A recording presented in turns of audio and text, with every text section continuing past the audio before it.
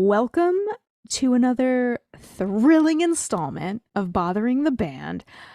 Beautiful listeners at home, I am so thrilled to tell you that today's guest is a very cool guy.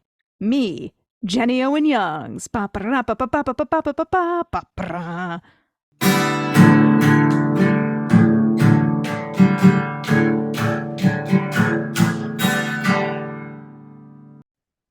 Hello, Hello. Jenny. Nice to see you. How is it going? It's going well. My name is Ryan. This is Abby. Welcome to Bothering the Band. Thanks for having me. Is that by any chance a picture of Jean-Claude Van Damme over your left shoulder? It most certainly is. It's a signed, personalized signed 8x10 of the muscles from Brussels. Wow, my first cinema boyfriend. Oh, really? Age 8, for sure. It's so like Bloodsport did it for you at age Yeah. 8? Yeah, for sure. Bloodsport all the way. Oh, I wish I had my Bloodsport shirt on. Yeah. Are you for real right now? I am for real. What don't I know about you guys? Well, we also had our sexual awakening to Jean-Claude Van Damme, all of us, so that's good too. I did as well. Um, it's the Kumite. He did the split. Oh, the split. It's so good. He got sand thrown in his eyes, but then, you know, Then he used remembered his force or whatever. training Yeah. and he did it. If if only we could all remember our training. Seriously. If only every pod could Okay, start don't mind me. like this. So Agree. There we go. Sorry. while Abby's getting situated, I will say we've been wanting to have you on this pod forever. So Oh my gosh, so when we did it. some sort of press release landed on our desk and we were like, oh, it's happening. And then just schedule or whatnot, it kept getting pushed. So, but just like JCVD when we were children, thank you for doing this. This means a lot to us. Oh my gosh, thank you for having me, and thanks for dealing with the scheduling chaos. What I would recommend. It was mostly on us. Oh, okay. Okay, I know that there were a couple of wrenches that I tossed into things, but now that you're revealing to me that it was two-sided, I'm so A, relieved, and B, fully willing to just put all of the blame directly on your shoulders. We'll take it. We'll take it. Yeah, absolutely. And we also have some mutual friends in the world. So again, it's just all like cool to come together and Oh yeah. yeah. Who do we know? Pale Hound, just realized. Magnificent. Magnificent. I think we have some comedy friends in common too. I don't know. I'd have to look at like our Rolodex. Yeah, I gotta cross-reference. check the mutual follows in relevant places. It's like almost if you like, especially in like comedy and podcasting world, it's like it's like high school. You went to high school in this place. Do you know Brad? He's blonde. You know, it's like, oh no. And the I answer is don't. it's almost always yes. I have a really hard time as time marches onward. Whew, and the world gets like bigger and smaller at the same time, unceasingly. I have a really hard time feeling certain of whether I've actually met someone in real life or just exchanged messages of some kind somewhere on some platform. And it is Yeah. not a good feeling to like then see someone in real life and be like, have we done this before? I should know, but I don't. It doesn't feel good. Well, have you ever been anywhere where you have like on social media like followed someone where you know someone very well but you've never met in public and you've had the question, do they know me as much as I know them? Have you had that? That's a good question. I think in terms of that sort of like one-way glass, like if I haven't had like an exchange with someone, I just assume that they have no reason to know who I am, and I hope they get to keep it that way. I think that's pretty normal though. Like I always assume no one remembers me. And it happens a lot where I'm like, hey, I'm Ryan. They're like, oh yeah, we've known each other for 20 years. I'm like, oh. There's like nothing more alarming than when someone's vibe is like, hello, I'm sure you remember me. Yeah. You know what I mean? It takes, You better remember me. There's a lot of gall there. yeah, I wish I had your courage. My life would probably be shaped very differently if I did. Oh man, we are already cooking. It's all happening. Here's our first dumb question. Do you own and use a Stanley? What's so embarrassing is that I have to ask, what is a Stanley? No, don't be. That is the best The answer. best answer Oh, ever. I'm so that makes It's me. those mugs that all the ladies have these days, like the big and with the straw. Let me look at a They're picture. a little And bit then too are you big. asking because of this car fire? Oh, is there a Me? car Yeah. fire? No, I'm asking We'll because wrap back. I'm a suburban dad mode, and every single person has every single Oh Yenta has no. one. Lululemon ladies. I have Yeah. terrible news. I have a Stanley thermos. Okay. Okay. That's the original. Okay, cool. Your When grandfather did. when you described it as something like ladies have, I was like, surely nothing I own could be described as something ladies have. All the Lululemon suburban moms all have like the big one. But now I'm going to tell you guys about this fire. So We didn't describe it as a drinking apparatus at all. that's true. Good point. But so last week or the week before, this woman had one of those in her car and her car caught on fire. And I'm not talking a little, it's down to just metal. There is nothing left of this car. Oh no. And Just she the goes, Stanley. and it's the Stanley and it still has ice in it. She starts shaking it. It still has ice in it. And now, so she put this thing on the internet and she's like, you guys can talk all the shit you want about us and our mugs, but look at this. And it reached Stanley and they're buying her a new car.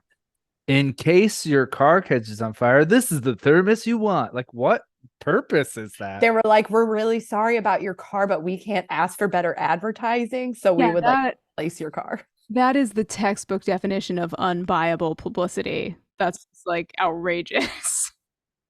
Although the car was Kia and you could tell, so that's not so good for them. I thought you were gonna say that's what started the fire. Like somehow the light, like through the windshield, it reflected off the Stanley metal and like somehow started. And like started a tiny little spot of upholstery started smoking, and then one thing leads to another. Yeah. Okay.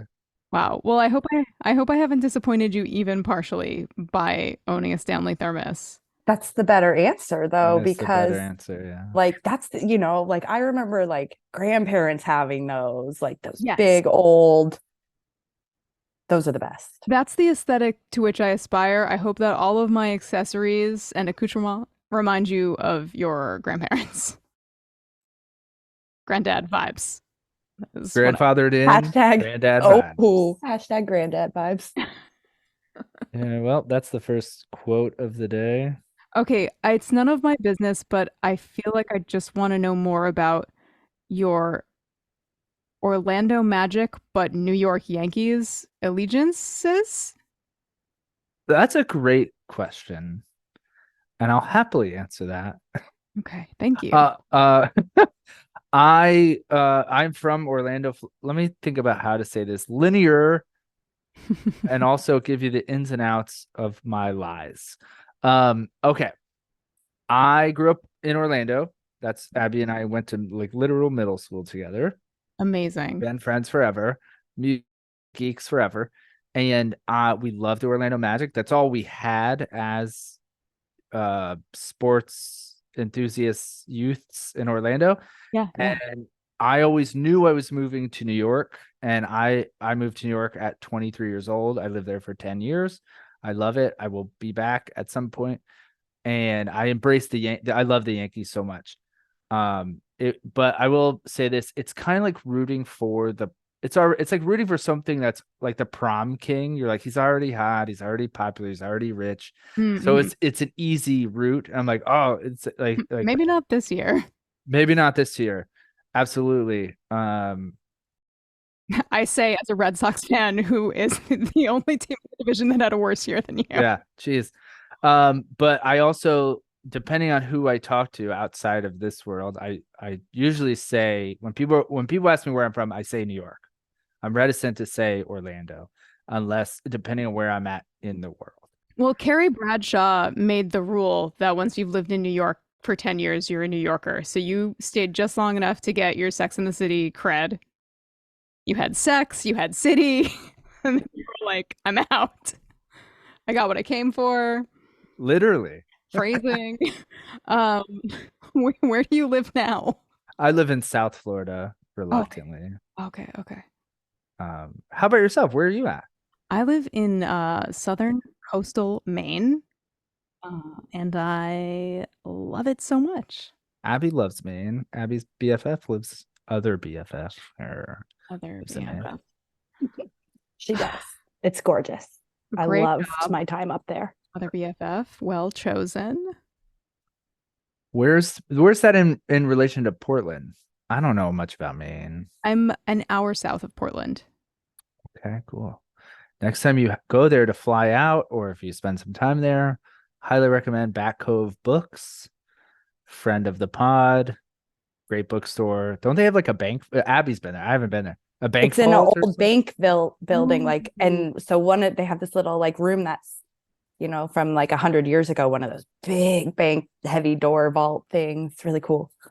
Yeah, we have a bakery. I don't know what's going on in Maine that they don't need banks anymore, but there's a bakery in my town that has it's in a bank building and they have a huge vault as well that they sell records in.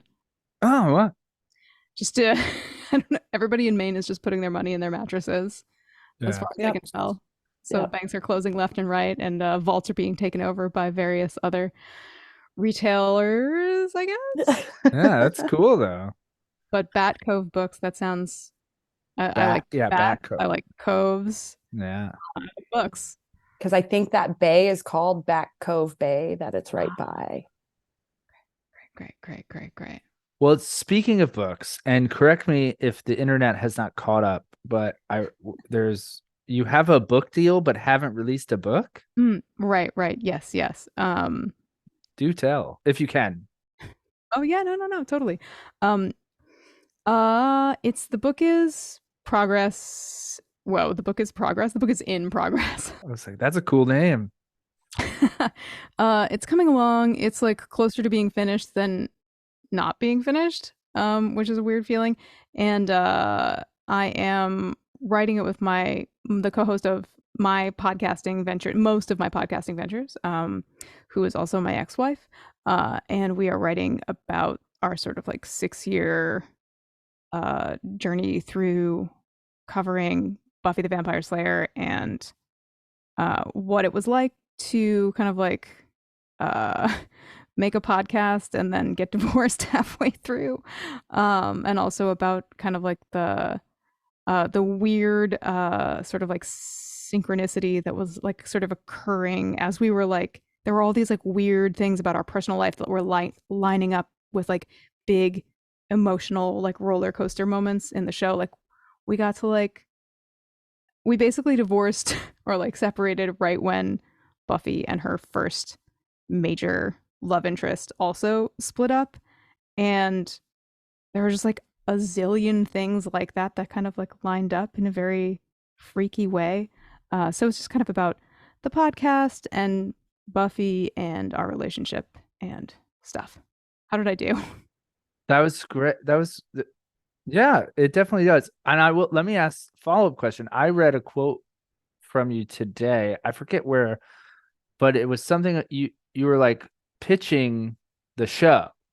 You were pitching Buffy. You were like, if I'm the last person Oh yeah. you speak to about this show, and then you went to describe. I liked how you described it. I appreciate it. There's no reason I haven't watched the show. Mm-hmm. It just didn't in my time, I had other distractions, Sex in the City, Naturally. the show and those two things. Um, so I'm wondering, no joke, I thought this today. I go, should I fucking watch Buffy because of your thing? And I was like, but now I'm like, do I wait, watch Buffy, read the book at the same time? I would not wait. I want to urge everyone to watch Buffy the Vampire Slayer just as soon as they possibly can manage to do so. Why delay joy? You could die tomorrow. I could die tomorrow. Abby could die tomorrow. Let's just all commit to saying yes to joy and saying yes to Buffy the Vampire Slayer if you feel like it. I'm into this, and also going to be very honest, surprised, Ryan. I am surprised by your revelation. Are you surprised that he's thinking about doing it, or surprised That he hasn't? never? Yeah. Like, we are pop culture casualties. How is this? I mean, I don't know. I mean, I know all about it. I know all the fucking guest stars, and it's been there. It's just been there. It just wasn't here. But it didn't. Wasn't Lost on? Well, maybe that was a little later. It was probably towards the end of Buffy. Later. I also think it started because it's what year did it start? 1997. 1997. 1998. I got a car. Yep. And I also, that meant I could get two girls. Girls. Like, I could go to them. City. And at first, when I first got my car, I remember declaring this. I go, I'm gonna skateboard all the time. I'm gonna skateboard everywhere. Guess what I didn't do? Why bother? Who has time for that? Gotta get a girl. As a young man, 16-year-old boy, there's only really one thing you care about. Skateboarding Buffy took a backseat in the car, sure. In the Buick LeSabre. So that's why. And then also you gotta think like 16, 17, it's like high school, college, and then I moved, and then yeah. Well, the incredible news is that it's still there waiting for you. What's it on? It's on Hulu, and I think it might also be on Amazon Prime. Okay, that's still going. But what I would say to you is that season 1 is, it's a first season. It's a show figuring out what it's doing, and I would say it's like kind of the campiest season, but it also has some like really hugely important, pivotal, like emotional and like character beats and development. So you have to watch you have to watch all of season 1. But what's incredible is that it's only a half season, and then you just have to get through 12 episodes of varying quality, which I wholly stand behind all of them, even though some of them are just a little goofy, and then you're on to season 2, season 3, and those are kind of like two of the most absolutely banging seasons of television. So much to love about them. So I hope that you make this choice for yourself and that you have a blast doing it. You're really good at selling this. For real. I'm like, man, okay. All right, I'm on board. I just finished a show yesterday. I'm like, I have the time. I'm so excited. Through the holidays, maybe I can bang out season 1. But the weird, you were like giving disclaimer of like campiness, and I'm like, I like campy. I mean, me too. It's just not for everyone, But man, there's some. I mean, Sarah Michelle Gellar is like so devastated. She's just like, the show will like rip your heart out of your chest and then like put it back in so many times. Oh. So I'm excited for you to be wounded repeatedly. The feeling, okay, so this will lead to where we're going here is like when you have this great thing and you're like, oh my God, you're almost jealous that someone gets to watch it for the first time. For sure. Oh yeah. You're like, oh, I would love Abby mentioned Lost. We've had some big Lost combos on this pod. I would love to rewatch it. Not Jade, like it broke my heart, like a romance, like an abusive lover. Mhm. And I'm like, oh man, I would love to just I, like, so this will lead this. I'm gonna just go for it. On a scale from 1 to 65 million, how much do you love Jurassic Park? 65 million. Boom. It's the only acceptable answer. Correct. There was a time when I was in like late elementary school, shortly after Jurassic Park had come out, where I had a Jurassic Park t-shirt for every day of the week. And I only wore Jurassic Park t-shirts. And it was very nice of my mom to humor me and buy me 7 Jurassic Park t-shirts. Well, we love Jurassic Park. So what I was getting at is I have a daughter, she's 9, so she's close to being able to watch it. And I'm like, there's like 3 movies. I'm like, I can't, but that's number 1 where I'm like, I can't wait to show you this. Yeah. Were we 9 when it came out? I feel was like 9 or 10, yeah. because I saw that in the theater. I saw it like 4 times in theater. Yes, and engulfed my young brain, like until girls. Yeah. 93. 93, yeah, wow. So 11. Oh, what month did it come out? Do you know? I will tell you. I would love if you knew that. Off the top of my head, okay. May. It's a summer movie, right? June. June. I was close. Okay, cool. Are we all the same age? Is that what's going on? Did you guys say you were 11 when it came I out? You're was 82. 10. So I was 10. I was turning 11 that year. Turning 11 that year. How do you mind if I ask how old you are? I'm 41. Oh yeah, me too. I'll be 42 in 2 days. So I Oh, guess rounding up. Happy birthday. Happy birthday. Oh, thank you. Whoa, we just turned 41 in October. Do you guys do everything together? We do. It's disgusting. It's fine. Don't worry about it. I love it. Very, very organically it happened like that. It did. It was like 7th grade, Central Florida, or 8th grade, Central Florida. She was wearing a Bush shirt. I was like, you like sure. Evan Rosdale?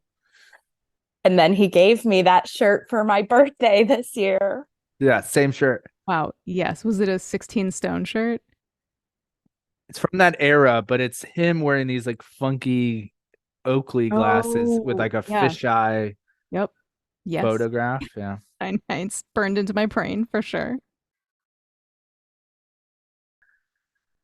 And thin eyebrows and probably a choker chain, it's like, Yeah. That's where it's at. Definitely some Jinkos. Naturally. Naturally. So where did you grow up? I grew up in New Jersey. Oh, okay. I think I knew that. Did you have Jinkos? Were they a thing? Jinkos were very popular, but while I may have given you the wrong impression when I told you that my mom bought me 7 Jurassic Park t-shirts, I will say that was a absolute anomaly, and luxuries like Jinkos were not coming into my house. Oh no, I saved my allowance for a year for those because it was like $4 a week. Yeah. I never even had them. I'm gonna cut that out so I'm not embarrassed. Oh, that's funny. I also had a thing with Jinkos because they were associated with skateboarders, and I was like, real skateboarders don't wear those because they were too big. Yep. I've heard this argument from many boys or in a hacky sack circle for sure. I know. I'm embracing this stuff now. We just had someone on the pod where we talked about Dave Matthews and how similar age, where at high school, you start liking Dave Matthews, and then it becomes not cool to like Dave. Yep, I remember it well. I think they suffer from. I was saying this to Abby. I think he suffers from his fans. His fans are like bro-y guys, and now they're just growing up. Where now it's like, fuck it, yeah, I like nostalgia. Dave Matthews. I don't know any one single new song, but I'll embrace it. You know what? If you had a hacky sack right now, I'd do it with you. Does he still make new songs? Is my first question. He does. Okay. I think there's just no stopping it. Good for I him. mean, and yeah, good for him. Yeah, yeah. And it's like reason to tour, which means the hits get delivered. Yeah. And I was having a conversation similar to this earlier today, talking to somebody about Andre 3000, and they were like, "What the shit?" And I was like, "Why not?" So I guess, Why same thing not? for Dave. Why not?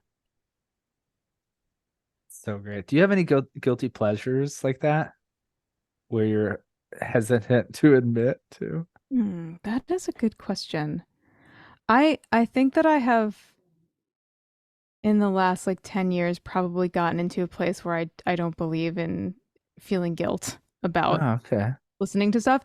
But I will say when they were popular, or like when they first became enormously popular, I couldn't get far enough away from Limp Bizkit.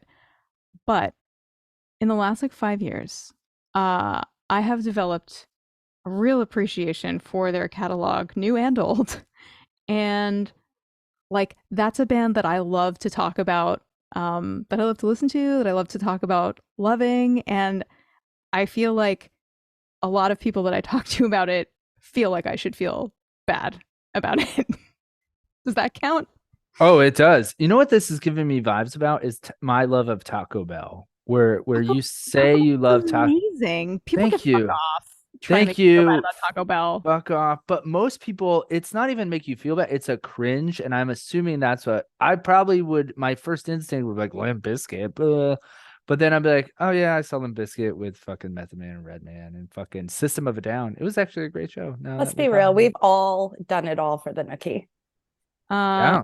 we have also, I feel like, if you examine the lyrics of Nookie, you might discover that the pen of Fred Durst is, slightly more delicate and vulnerable than you might be led to believe if you are experiencing the sonics and the yelling, the sort of like, yeah, uh, I don't even know how to, he like sort of like, it's not squeaking, it's not screaming, but it's something kind of like blending those two things together.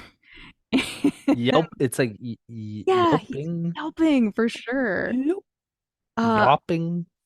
I just think like I just think that they're I think that you could probably say this of any band that sells millions of records, that like most of the people buying those records are experiencing something on like a certain sort of like communal level.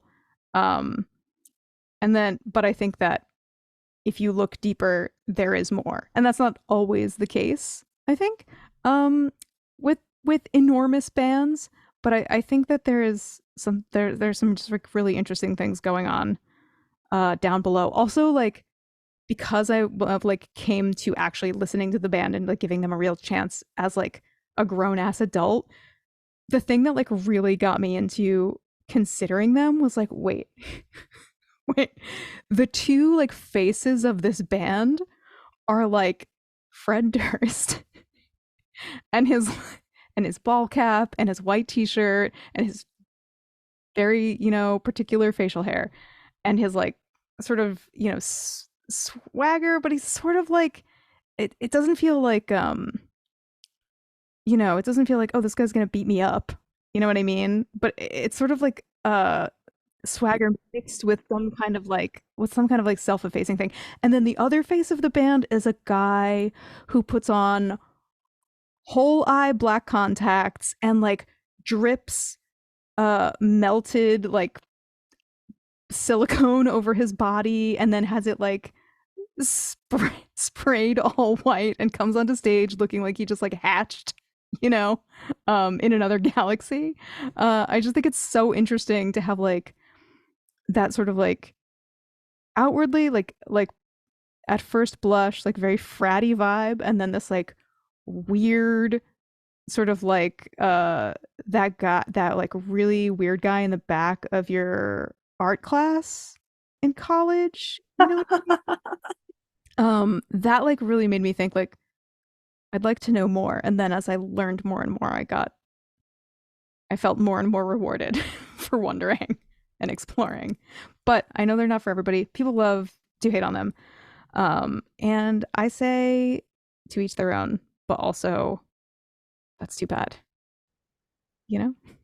I feel like you could convince me to do a lot of things. Something, I don't know if it's the tone of your voice, the words chosen, your vibe, but I'm like, well, fuck, I guess I'm watching Buffy and listening to Limp Bizkit this week. Man, what's that guy's name, by the way? West Borland. Wes Borland. I was racking my brain for that. What's that guy up to? Somebody told me recently that he and his wife run a like huge cat rescue, and I think they Stop live it. I'm in Googling that right now. Florida. Really? I think they live in Florida. Well, that's where they're from. I know that, but that is I would love if he's like regular. He's like a nerdy guy with like a short sleeve button down. He's like, I like cats. Like, just, I'm looking this up. I'm looking it up. hi, I'm Wesley Borland. Thank you for calling Cat Rescue of Jacksonville. Yeah. Oh, Jacksonville. Oh, Jacksonville. They are passionate about rescuing abandoned cats. Oh, when they were in Detroit, Oh. apparently. Okay. Okay. I'm sure they're still passionate about it, but maybe just in a less, Yeah. involved way. The cat's out of the bag. Boom. I, All right. We have asked only 2 dumb questions. That's how good this interview is going. ready for more. I'm always ready for more. Okay, this is my dumb question because it's just a natural thing. Do other people tend to add the S to Owen and subtract it from Youngs? Oh yeah. This is a thing. I'm so happy. This is my burden to bear. This is my cross. And what's really just the worst part about it is that my sort of makeup is that I just like feel so bad about, like, I just feel bad. I don't want to tell somebody that they got something wrong. I don't want to like inconvenience them. I understand why. I mean, the majority has spoken my entire life. The S is clearly in the wrong place. Um, but it has been a struggle to even get to a point where I'm like, I should say something, like to the point where it was wrong on a marquee recently. It was like actually so wrong. It was just Jenny Owens. Oh, No, no Youngs. And I was like, okay, that's so bad that I feel like I have to say something because people might be slightly confused. But I just like I wish that it were not so because I feel really bad asking people to fix it. well, I feel bad bringing it up. It's just, there is something natural about it. Oh yeah. Yeah. Well, I don't think anybody knows anybody with the last name Youngs. Everybody knows somebody with the last name Young. And I feel like there's a musical artist named Jenny Owens. There's a runner named Jesse Owens. There's like a Mhm. zillion people who have set a adjacent precedent, that has accumulated to make my existence a little more uncomfortable than it otherwise would be. Because everyone, I think, just like it's this sort of collective, like, oh yeah, this is the right rhythm. Uh, Also, I think people tend to think that Owen is like I have a hyphenated or 2 surnames, but Owen is just my middle name. And I think if that were like, I don't know, more obvious, people might be like, well, Owens is not usually a middle name, so maybe I should rethink that. Yeah, But it's on me, and I apologize to everyone. it's not. I would say so. 2 things. One, my last name, I don't know if you can see it on here. It's Bynack, I think, but it's it's seldom that people get it upon reading it. So For sure, they I would not butcher it. have had a confident read. They butcher it, and I've developed this, you know, because also it's not as bad. I saw the look on your face when I brought it up. You knew exactly where I was going. It's not that bad, but I only correct or only give a shit if it like has I think yours does because on a marquee, you're like, I want to see my fucking name up there. So in that, if someone were to just say it like at a Starbucks, Mhm. it's fine. I don't Oh care yeah. if but yeah, if my name was if they put a J in my name on a marquee, I'd be like, you got to change that. I can't send that to my Aunt Linda. Um, I think that it's like I think that early, like in my childhood, I got some kind of like wiring going in my brain that like really emphasized the importance of being correct and like not making mistakes. Yeah. So I'm more on like, oh, I'm like like I'm embarrassed to have to tell someone else that they made a mistake and then like ask them to change it. So it's not really about sending it to my Aunt Linda as much as it is that like I just feel like such a piece of garbage going up to somebody and being like, "Could you get out the ladder and like move the letters around? I'm so sorry." And I'm, I just like hate to tell you that something was not quite right. The more we speak to you, Abby, I don't know if you're feeling this. We are kindred spirits because we also, I'm paraphrasing here. We are also, we have that in us as well to like that correct. Like if you said a movie quote wrong, if you said a Jurassic Park quote wrong, I wouldn't correct. I would know it in my head. I wouldn't correct you because I wouldn't want to be that asshole. Does that Right. make sense? Yes, that's Similar. 100%. Yeah. So I should not uh bum you out by saying something like, "I know my way around the bathroom,"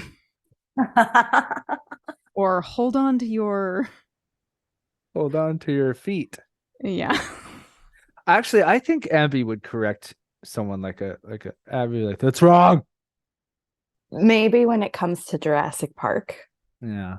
You guys, I am so incredibly sorry, but could you hold on for 1 second?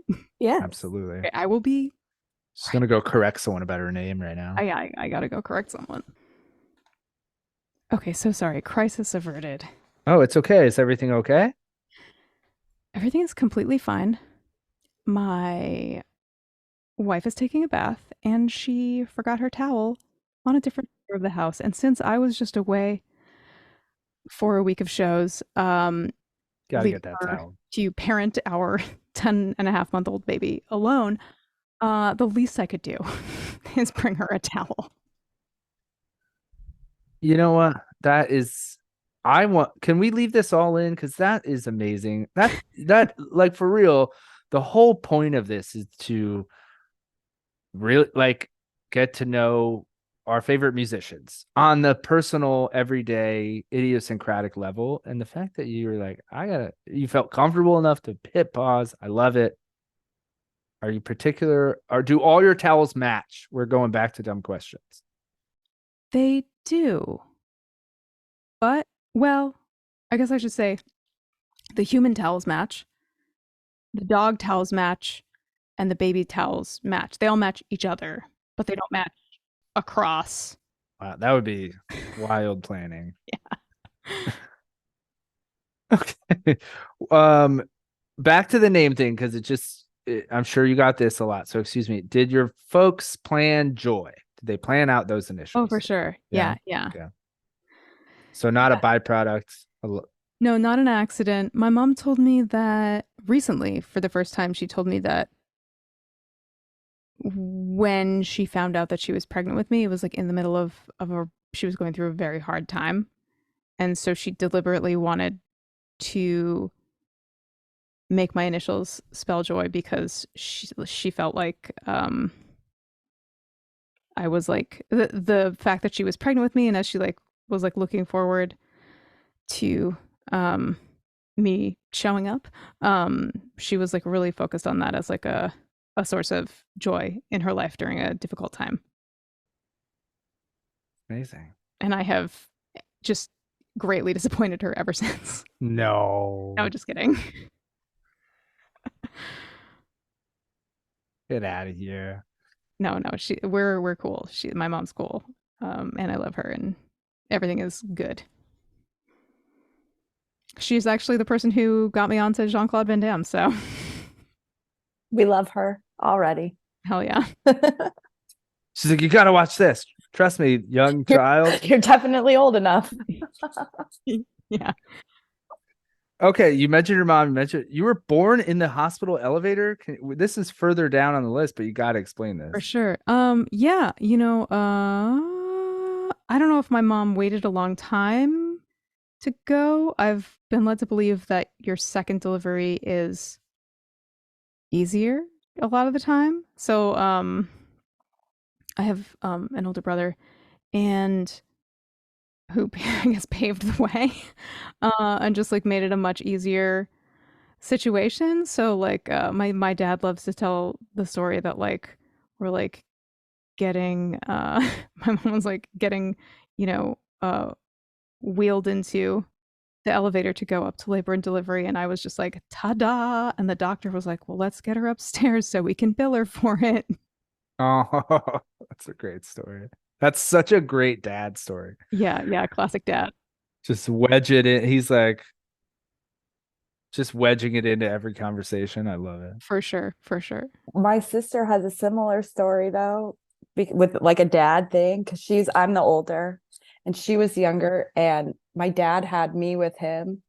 And my mom was like, "We're in the hospital. I'm in the hospital. Like, you got to come right now." And he was just like, "Do, I'm a dad, whatever." And he like stopped and got me a Happy Meal and a toy to play with. And then we get there, and they're like, "Here's my mom. Like, would you like to meet your daughter?" I don't think dads are getting away with that kind of thing so much anymore. No, no, certainly not. But I'm glad you got a Happy Meal. Yeah, that's fun. All right. Ever been to a snow-covered beach? I feel confident that the answer is yes, but I'm having trouble locating a specific. I mean, I do live in Maine, like 5 minutes from the beach, and it does snow a bunch. So I feel like probably in the last 3 years, I've managed to get over there when it's been snowy. I'm going to say yes, and you can't prove me wrong. Yeah, that's fine. I wish it would be. You should make more of a poetic memory for it next time it snows on the beach. Yeah, yeah, I'll go out of my way for next time. I'll be more prepared. Comes from a Taylor Swift song. That's where this question comes from. Also, Abby lives on the beach. I'm not too far from it. Growing up on the beach, it's such a foreign concept. The snow on the beach, snow on the beach. It's such a foreign thing Snow for. on the beach at my Rhode Island estate. Yeah. Unbelievably rich.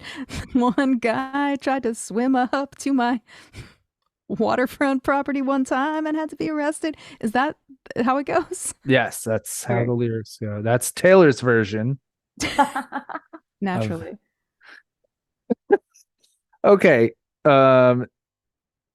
Also, this comes from the same conversation. Do you know anyone who, or yourself, do you still buy those poinsettia plants for Christmas?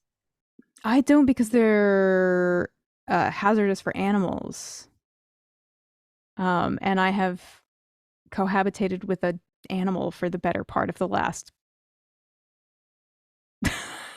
long ass time. Uh, I don't have any animals, but it's one of those things that we're probably listening to Taylor Swift being like, whatever on those fucking red flowers that everyone had during Christmas. And that was Abby's response. She's like, they're killing dogs, so they don't have them anymore. for sure, for sure. Oh goodness, this is so stupid. But I feel comfortable asking this. How do you feel about visiting cemeteries on vacation?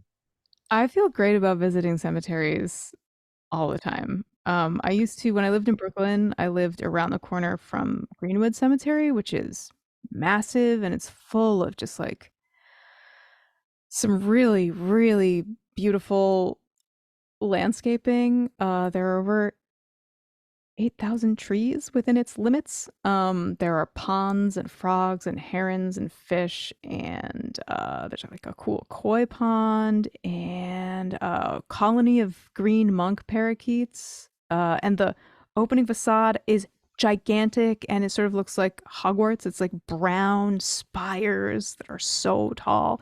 Um, anyway, my what was I trying to say? Oh, that when I lived around the corner from it, I went there like I walked through it all the like every day basically. It was a wonderful place to be. You don't think they mind, right? Let's hope not, because Ryan and I go to all of them Oh, yeah. everywhere. That's why we ask. And Oh, well, buckle up. I just learned after after living here for 3 years and being like, damn, there sure are a lot of headstones fucking everywhere. There's like, you go to like the mom and pop ice cream shop and it's like, cool, here's the parking lot and here's a bunch of headstones next to it. So in Maine, you can bury someone like in your backyard. You can bury people on your property. So it's like, they're like graveyards, cemeteries. There are no boundaries. The world is your cemetery here in Maine. They're saving a lot of money. It costs so much money to bury someone. It's so fucked. It's so fucked up. It's so fucked up. I would bury them in my yard too. I'd be like, I'm sorry, you are not worth it. I dug this hole. The yeah, the state of the funeral industry in our country is It shouldn't cost that much to die. it shouldn't cost that much to die. It shouldn't or cost live or to go to the doctor. or to go to the doctor. I also don't think that like it's really the best idea for us to put millions of like lacquered wood boxes filled with like synthetic fabric into the ground over and over and over and over and over and over again. Um, while I'm convincing you to do stuff, consider, if you will, have you heard of the infinity suit? Is this the mushrooms? Yeah. I want to be mushrooms. I want to be mushrooms too. That seems like the most reasonable course It does. action. Ryan, you look like you do not know what this is. I don't. I'm sorry. I'm not up on my mushroom engulfing body berry thing. Okay. There is I think that it was created in Japan and it is being piloted, I think, in the UK. I could be my wires could be crossed, but basically it's a suit that is like a organic cotton bodysuit that is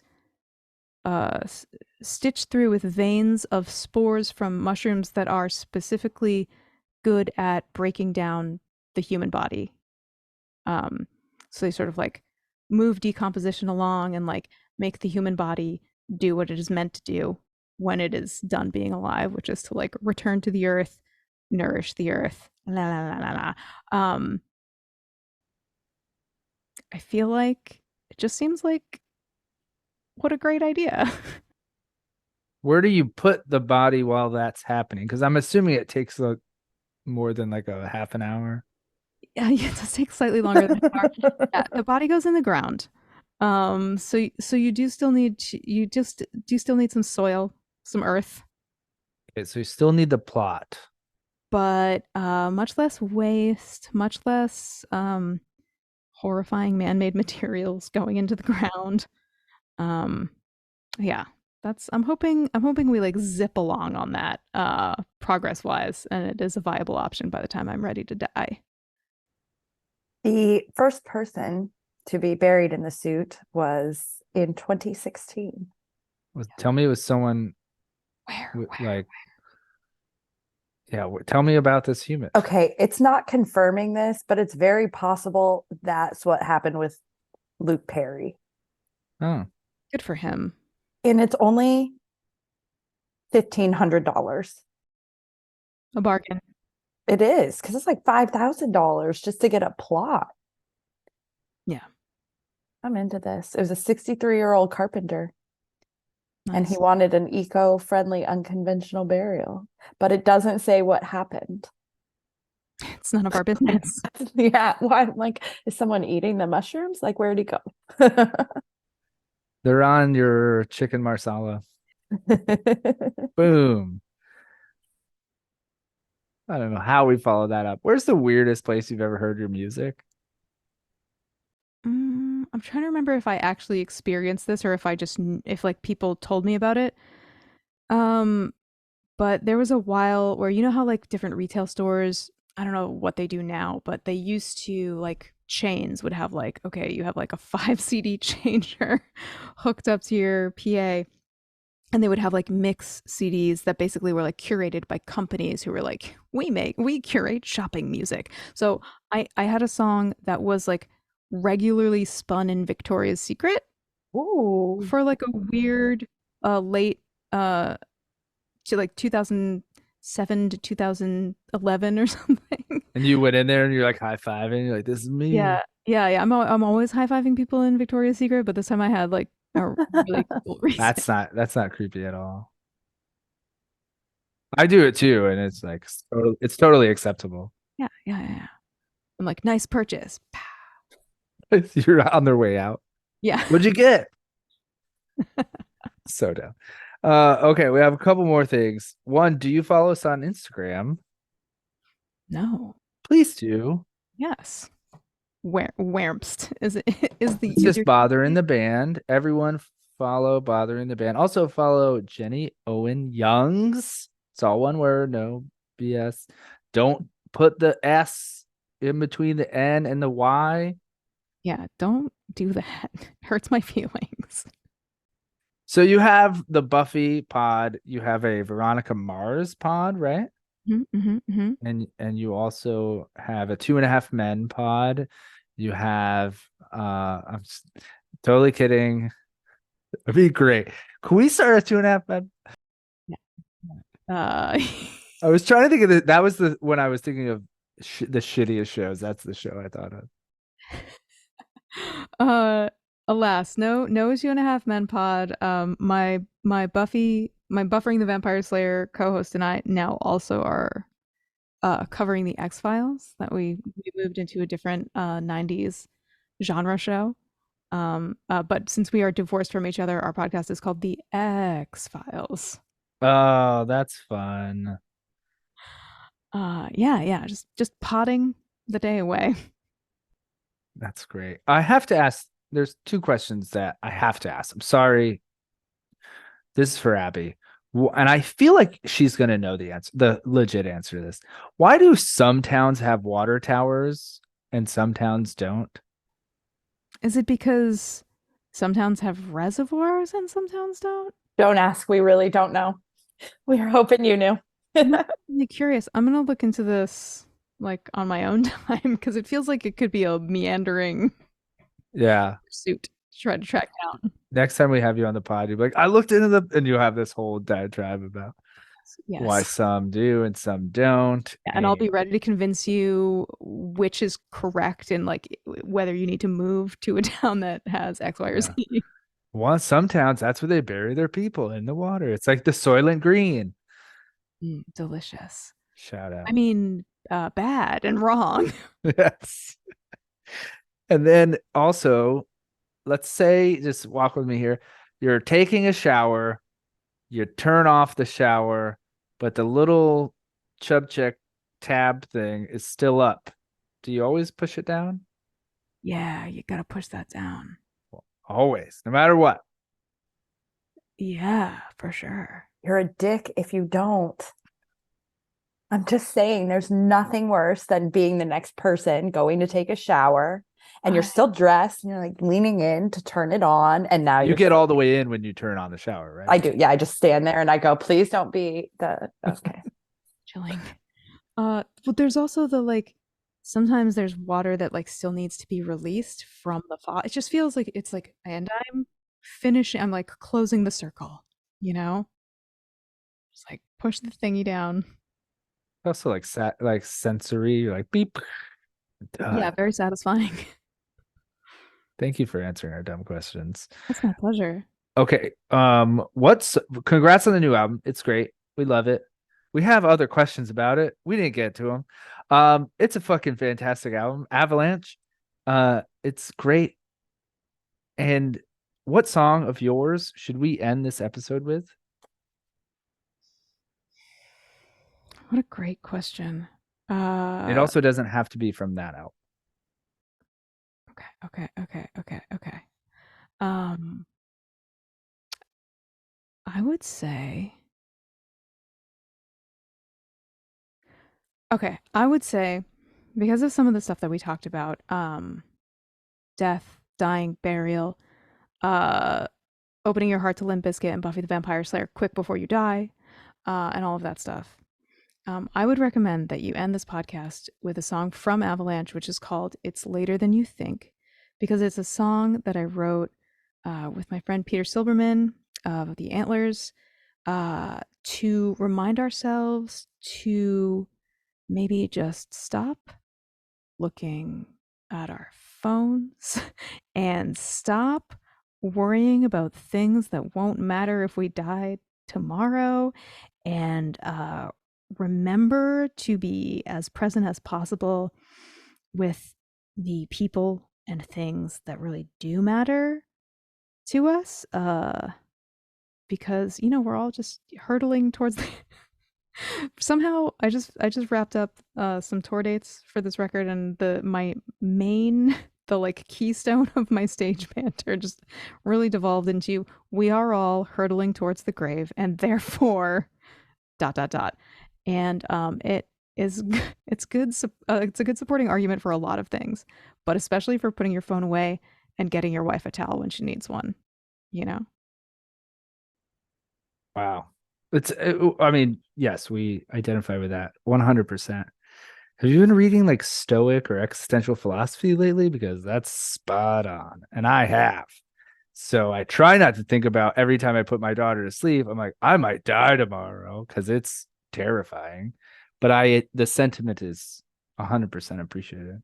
I think, well, I haven't read a book in as long as I remember because I have a baby Yeah.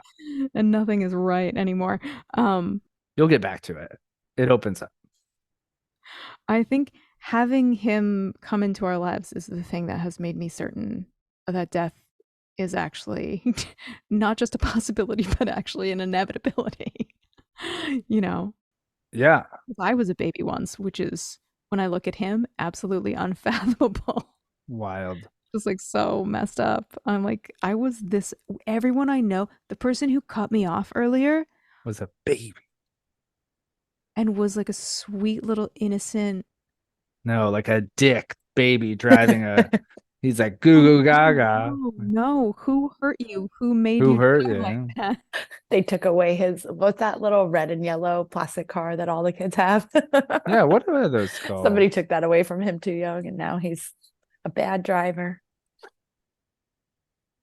I think having babies is good.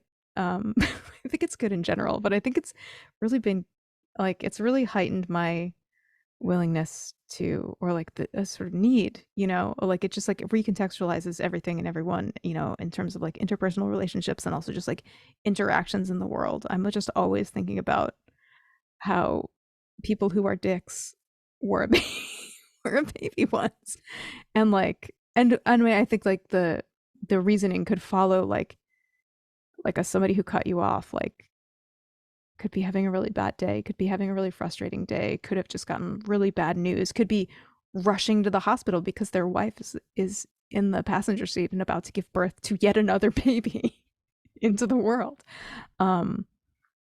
So what am I trying to say? I don't know. I'm gonna remind Abby that when she's experiencing road rage, I'm like, they were babies. And then I'll probably be mad at you too. Yeah. Yeah, I'd love to get involved in whatever's going on here.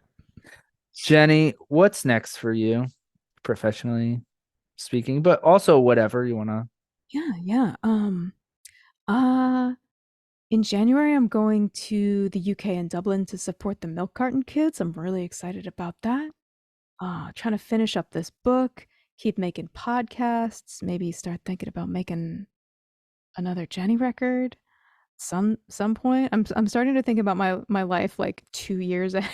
I'm like, what's going to happen for the next 24 months? And how am I slotting it in? I'm also working on a scripted science fiction podcast that I'm hoping will like see the light of day sometime in the next 12 to 24 months. Yeah. And then just like chilling with the baby, you know. Of course. Well, anytime you want to promote any of that, even chilling with the baby, please, we would love to have you back. That's the thing I'd most like to promote, because I'd love for more people to chill with babies, because I think it's the best. It's like so humbling and also so fun. Yeah, it really puts your patience to the test. But it also puts the like you were saying, it makes you see the world a little bit differently and better. This has been so much fun. I can't thank you enough. Thank you so much for having me. It's been a real delight. For real, thank you so much. The new record is so great. I love that song you chose. I also love Everglades. I'm right by the Everglades. I've played it for my daughter, because it's a thing. We listen to music in the car when we drive. So thank you for making me look cool. That's so awesome. Thank you for sharing my song with your daughter. She's very open to it. So she was like, "That's cool. You're interviewing her tonight," and I was like, "Yeah." And that was it. It's hard to impress. She doesn't give a shit. Amazing. So I think subconsciously she's like, "Yeah, that's cool, huh?" Yeah. One day maybe she'll think it's cool. No, I definitely think she thinks it's pretty cool. But thank you so much. Go be with your family. Thank you. We will let you know when this comes out and tag you in all the shit. And we're rooting for you. We love your music. I mean, for real. Oh my gosh, thank you so much.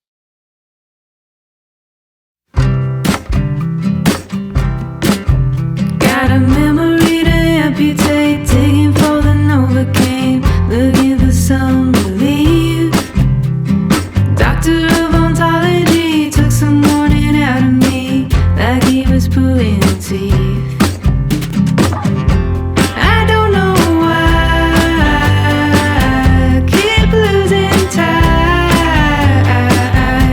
The sun was high until I blinked. Look up, it's later than you think. Got a finger to my wrist again, thumbing underneath the skin. It's singing, be here now. Can you point me to a simple thing, loosen up my suffering? Because I don't know how. And I don't know why I keep losing time. The sun was high until I blinked. Look up, it's later than you think. Ooh, flatter in the parallax. Ooh, numbing out behind the glass. Wait until the feelings pass. Way down in the mirror screen, nothing got a hold of me. Turn me inside out. Finally resurfacing, I mostly don't know where I've been or what I thought about. I don't know why I keep losing time. The sun was high until I blinked. Look up, it's later than you. I don't know why I keep losing time. The sun was high until I blinked. Look up, it's later than you think. Look up, it's later than you think.